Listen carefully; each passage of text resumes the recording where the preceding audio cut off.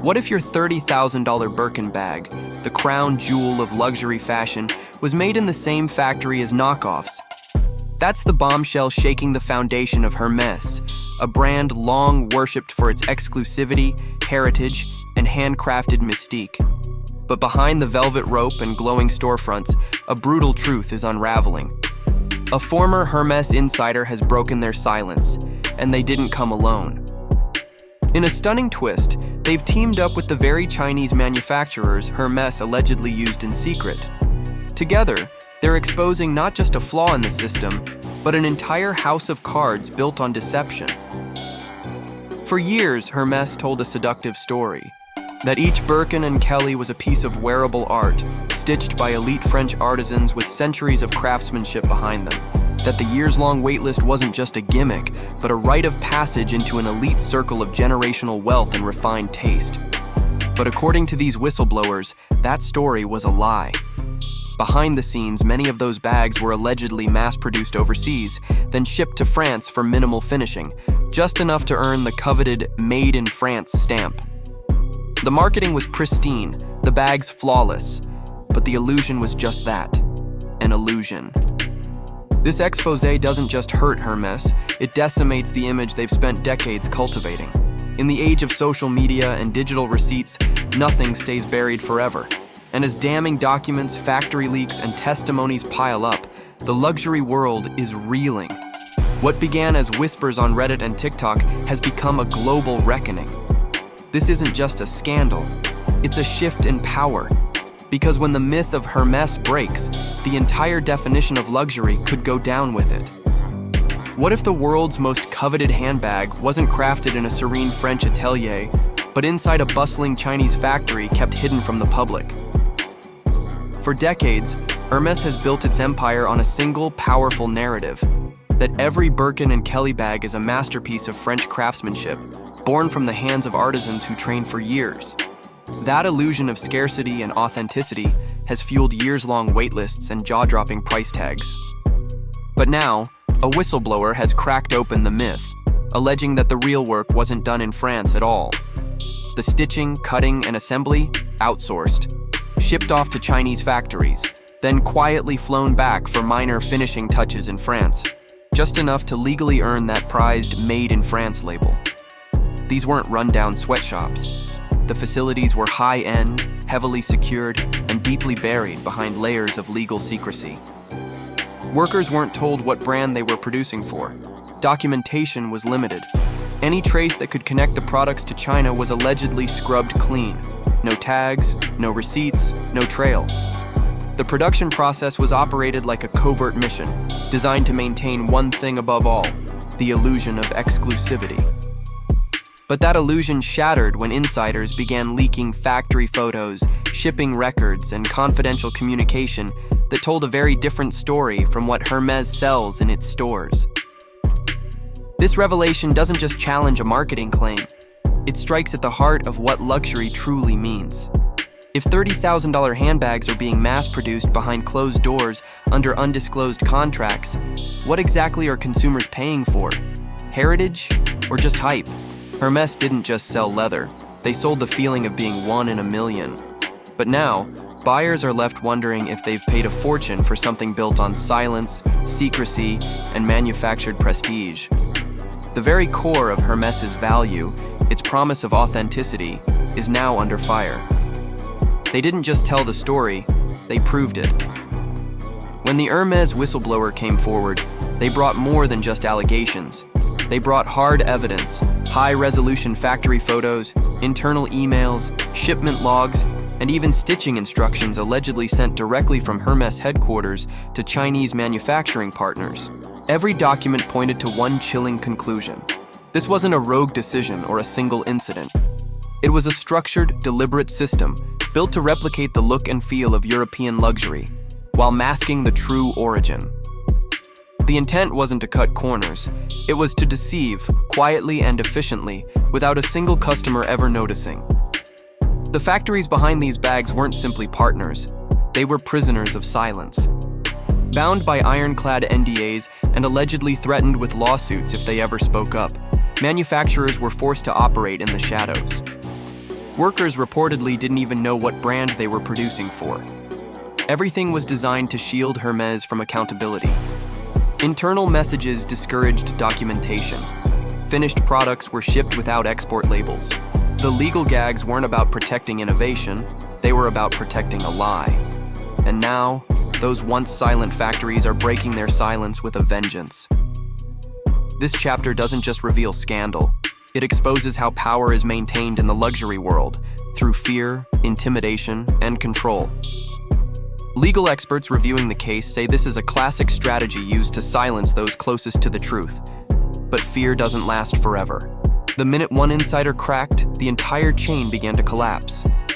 Because when the people who kept your secrets for years finally decide to speak, they don't just leak, they flood the world with receipts. And Hermès is now drowning in them. What began as one courageous voice quickly snowballed into a chorus of damning testimony. The moment the whistleblower stepped into the spotlight, the silence that had cloaked Hermès' operations began to crack. One by one, factory owners, former managers, and subcontractors started coming forward, not with vague confirmations, but with names, dates, and undeniable proof. They produced photographs of half-stitched Birkins on workstations in Shenzhen. They showed maps and invoices tracing the exact routes these bags allegedly traveled from Chinese assembly lines to French finishing stations. And perhaps most shocking, they released emails that appeared to show Hermès executives directing them to keep the operation quiet at all costs. One manufacturer admitted they were told explicitly to leave no mark. No origin stamps, no production records, no signs that the bags ever touched Chinese soil. According to these sources, the goal wasn't just efficiency, it was invisibility. Every step of the supply chain was cloaked in secrecy to maintain the illusion of French craftsmanship. And for years, that illusion worked. But now with insiders breaking rank and releasing evidence that had once been buried under legal threats and NDAs, the walls are closing in on Hermès. The story is no longer just suspicion, it's supported by paper trails. What makes this all the more chilling is the climate of fear these manufacturers describe. They didn't stay silent because they were paid to. They stayed silent because they were afraid. Afraid of losing contracts, afraid of lawsuits, afraid of retaliation. Many were allegedly forced into gag orders that extended beyond the standard terms of business, silenced by a system that protected branding over truth. But something changed. Now, they've chosen to risk everything to expose what they say really happened. Because once the first crack appeared, the dam broke, and what's rushing out now is rewriting luxury fashion history. When the truth started spreading like wildfire, Hermès had a choice: confront the allegations with transparency, or crush them with legal muscle. They chose the latter. Instead of issuing a public statement, launching an internal investigation, or owning up to consumer concerns, the brand went on the attack.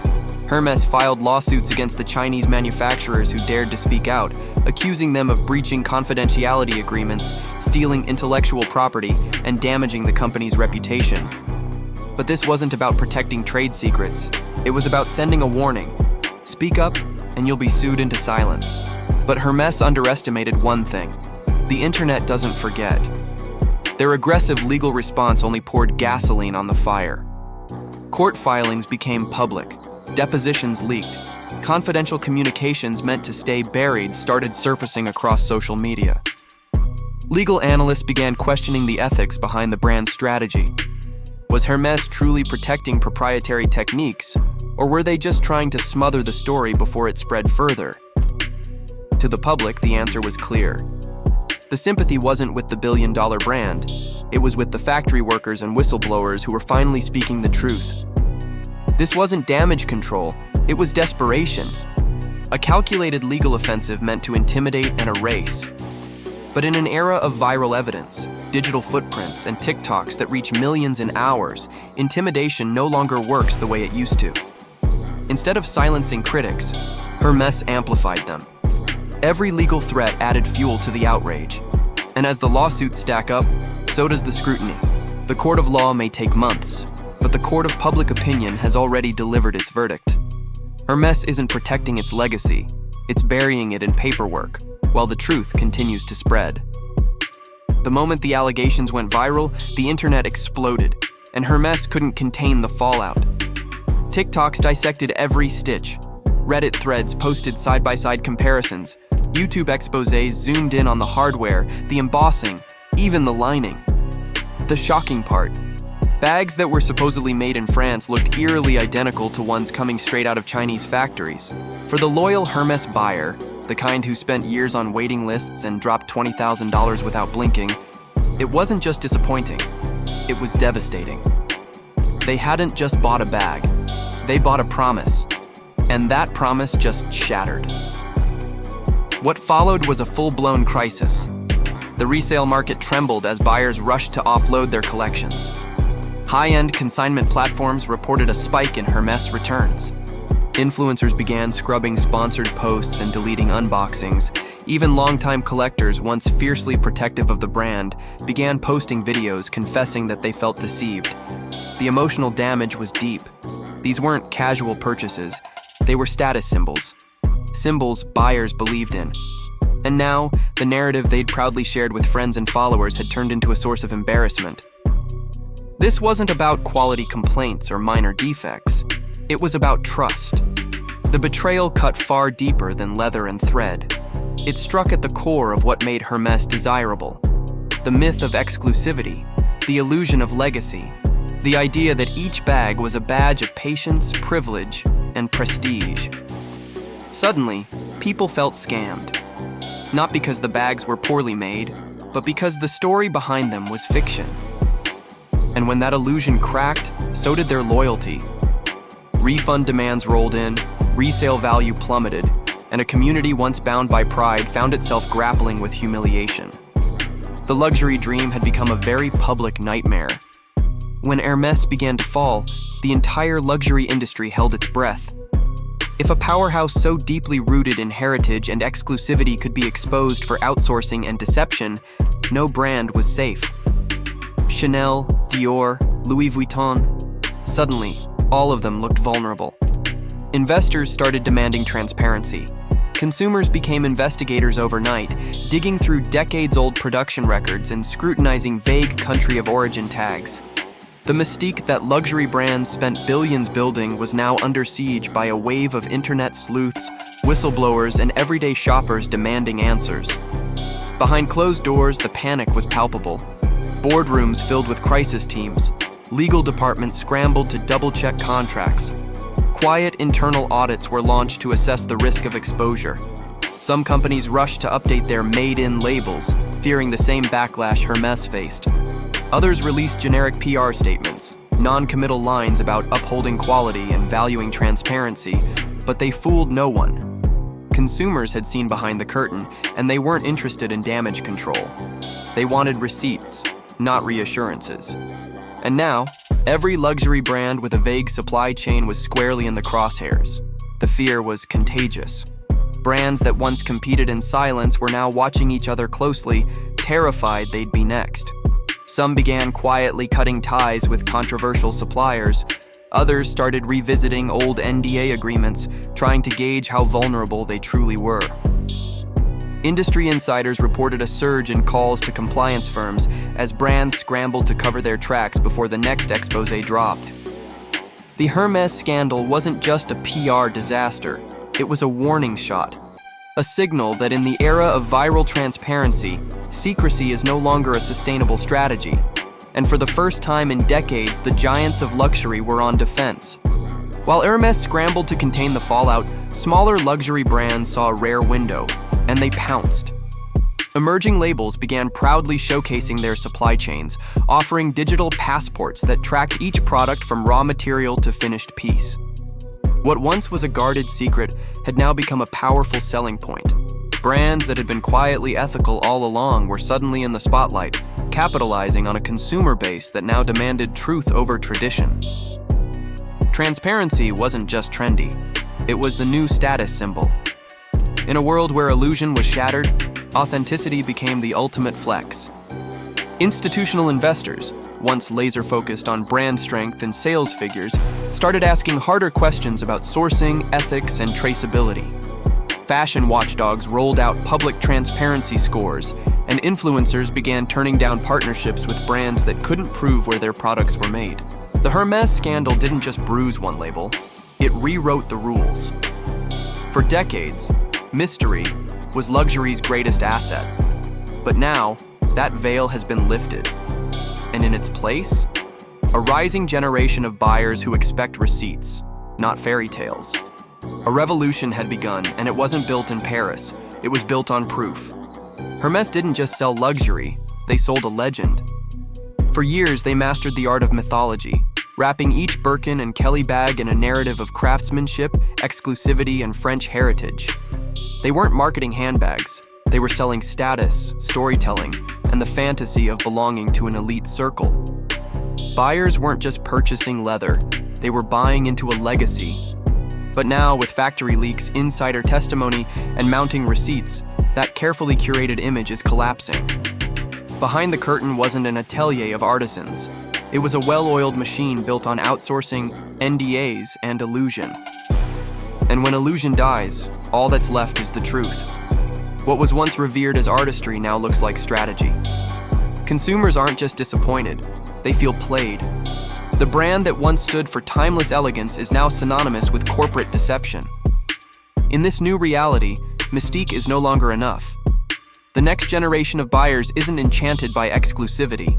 They want ethics, transparency, and accountability. Hermès' downfall marks a cultural shift, from glamorized secrecy to verified authenticity. The collapse of this myth isn't just the end of an era, it's the beginning of a new one, where proof replaces prestige and marketing can't cover the truth. This wasn't just a scandal, it was a seismic shift. The Hermès exposé didn't come from tabloids or gossip. It came from the very people luxury fashion tried to silence. A whistleblower joined forces with Chinese manufacturers once buried under NDAs, and together they tore down the curtain, hiding one of the most powerful illusions in fashion history. The result wasn't just viral outrage, it was a wake-up call. Hermès, once seen as untouchable, has become the poster child for deception in high fashion, and the ripple effects are still unfolding. What began as a single exposé may now become the blueprint for holding every luxury giant accountable. This story isn't just about Hermès, it's about every brand that built its empire on secrecy, manipulation, and curated mystique. The luxury consumer has changed, and they're no longer seduced by pretty ads and Parisian labels. They want transparency, they want receipts, and most of all, they want truth. What happens next could redefine the fashion industry forever. So the real question is, which brand will fall next? And who will be brave enough to expose it? If this story shook you, share it, talk about it, ask the hard questions. Because the next revolution in fashion isn't about trends, it's about truth.